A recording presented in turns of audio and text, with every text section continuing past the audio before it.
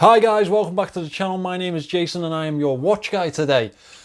Today I am reviewing a homage of one of my Grail pieces.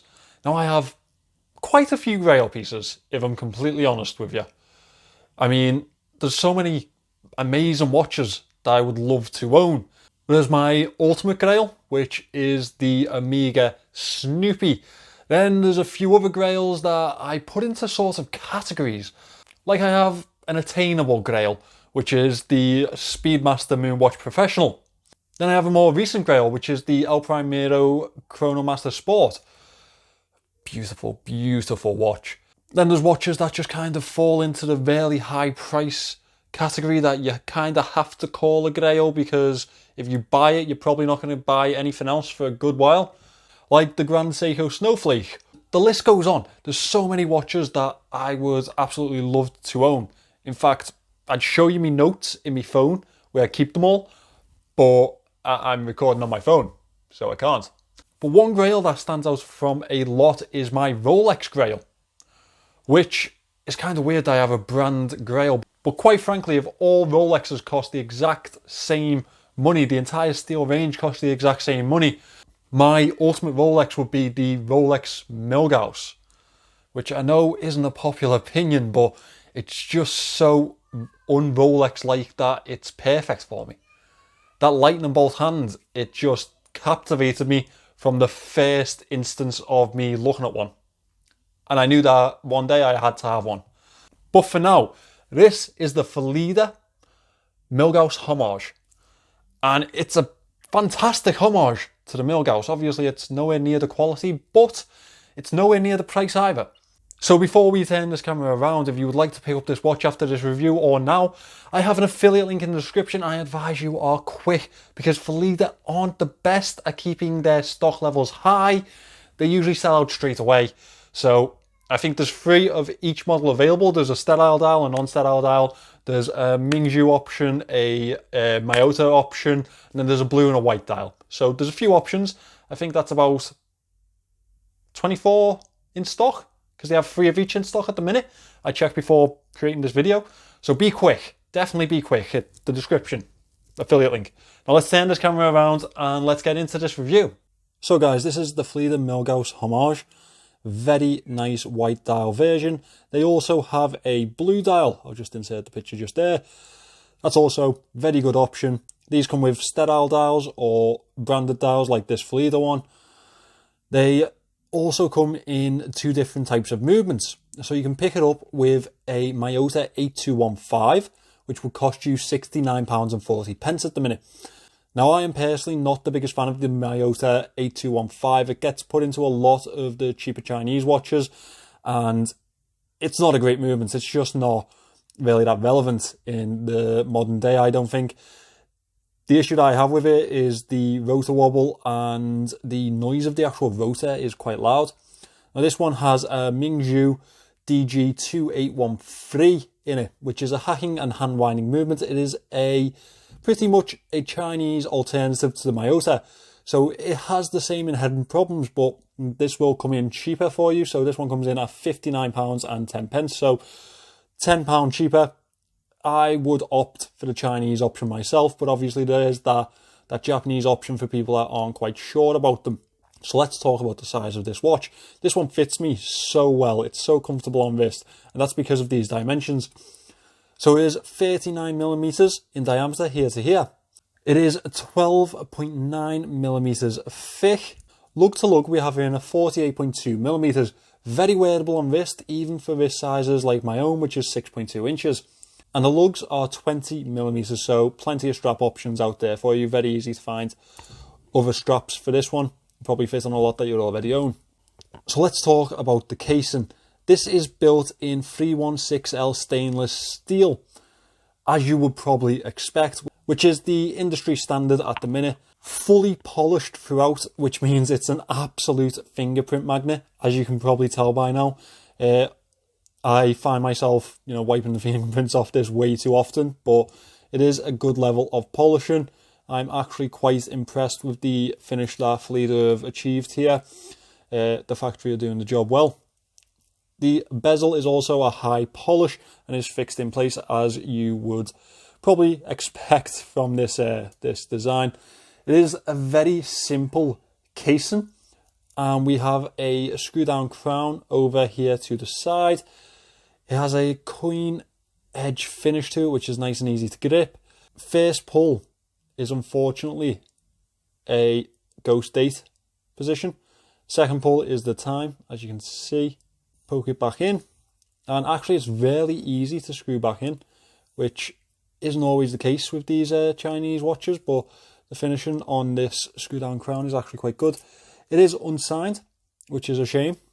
As we move to the back of the case, you can see that it's a screw down case back. It is that old classic Rolex style case back with a mixture of different finishes and this sort of coin edge grip to the case back itself. So this is a sapphire crystal. It's a flat sapphire crystal installed on this piece. As you can see, it's actually got a green outer edge on it. I don't think that's the crystal itself. I think they've actually put a finish on the inner edge of this bezel to give that type of effect, that Milgauss green tint effect, which, fair enough, but it's not exactly the same effect, is it, as the Rolex. Nor would you expect it to be, considering the price difference. The casing provides this watch with 100 meters of water resistance, which I think is quite suitable for this style of watch, this sport type of style. It's not something that you're going to be taking diving. So as we move into the dial itself, but it's actually doing a lot more than you expect. It's not a flat white dial, it's actually got a grain type of effect to it, which is really nice. You can only really catch it in certain lights. I'll try and get a close-up of it for you guys. A very subtle effect, which is nice to see on this dial. So we have an orange printed minute track around the outer edge of the dial with the Arabic numerals at 5-minute intervals, 5 to 60 there. The indices are applied to this dial and they actually stand quite proudly off of the dial itself. There's some depth to this dial. They are orange in the center with a black outer edge. Up at 12 o'clock index we have a triangle, and at the rest of the indices we have batons, with the 9, 6 and 3 being slightly larger than the rest of them. Very pronounced indices, very easy to see on this dial. Up at the top, at the 12 o'clock, we have the Phylida logo printed in black, and above the 6 o'clock index we have the automatic print here, which signifies the type of movement in the back of this. So as we move on to the handset, you can see that it's a very simple pencil style baton handset. These have a stainless steel effect border on them with a lume center, and it is obviously completed by the classic Milgauss second hand, that lightning bolt second hand in orange, which accents the dial and the indices very well. I think it's a really nice design on this one, not something that we owe to Phylida, of course, something that we owe to Rolex. That's the thing that really did entice me into this model, into the actual Milgauss Rolex model. That lightning bolt hand to me is something completely different to what you would expect from Rolex. It's not that, it's sort of a cartoon type of characteristic, and that really sets it off for me. That made it my absolute grail in the Rolex lineup, and this will be my Rolex Grail. Once I've got this, I'm pretty much done with Rolex, to be fair. Now, I'm not going to pop in a lume shot for this one. What I'm going to do is I'm going to turn off the lights in this, I'm going to say studio, but really it's my bedroom. Well, I'm going to turn off the lights in this bedroom studio and show you the level of lume, which I'll warn you now is not a feature of this watch. So as you can see, there's slight lume around the indices, but not anything to write home about. The handset is loomed. It's not the best applied. It's fair for the price range. It's kind of what you expect from AliExpress at this type of price range when it's not one of the dive style watches. So I kind of let them off with it, but that's something to be aware of if you're going to pick this one up. Now, as we move away from the dial of this watch, we move on to the bracelet. And the bracelet is a classic oyster style bracelet. We have solid end links. These are male end links, but they're not that much of a bother on wrist. As we move to the clasp, you can see that this bracelet tapers very nicely, which is a nice effect on bracelets. I kind of like that. It's a screw pin bracelet. We have a brushed finish on the outer edge of the links and a polished center. and that flows through to this clasp here, which is the classic type of clasp that you see on a Rolex Homage. I'll just fold this out. Nicely machined clasp, nice finishing on it. Now, this one actually has a party trick. As you look into the back of the clasp here, you can see some ridges. Now, most of the time, like on Pagani Homages and Parnas Homages, plenty of Homages, it's this really awkward, like clip-in type of micro adjust. But on this one, we actually have a glide feature. I'm not going to use the patented word. It's a glide feature clasp. Personally, I actually really like it. I think it's a really good quality thing to have in a, what, £60 watch. I mean, I haven't seen that before in this standard of watch or this price of watch, so it's so nice to see. The only other watch that I've actually had in that had that feature in it was the Zelos Black Tip. So really nice to see that from Phylida. Definitely a step up in the bracelets. Now let me pop this one on wrist before I talk to you about the Moan section. There are some things to consider if you want to buy this watch, and I will get to them in just a second. I'll just pop this on wrist and show you how it looks on my 6.2 inch wrists. As you can see, fits rather well. 48.2 millimeters lug to lug is a really good fit for me, and the lugs do sort of conform towards the wrist. The male end links aren't preferable, but with this size of watch, they're bearable. They don't really have that much of an effect, which is nice to see. The bracelet is comfortable on wrist, and to get that perfect fit, you do have that micro adjust glide, which is a really good feature, as I say, on this watch. It is a very, very pretty watch. Now let me move on to the Moan section. First of all, it's that movement. Now we all know I don't like the Miyota 8215. In fact, if there's another option in a watch, if it's a Chinese option or anything like that, I will opt for that option. I prefer it much more because at least I'm not paying the premium for such a woeful movement. However, I would prefer to have an H35 in one of these. I think that would really step it up and bring it into another class. Secondly, you probably guessed this one, but the loom, it's non-existent. For me, that's not an issue because that's not what I'm looking for in this watch.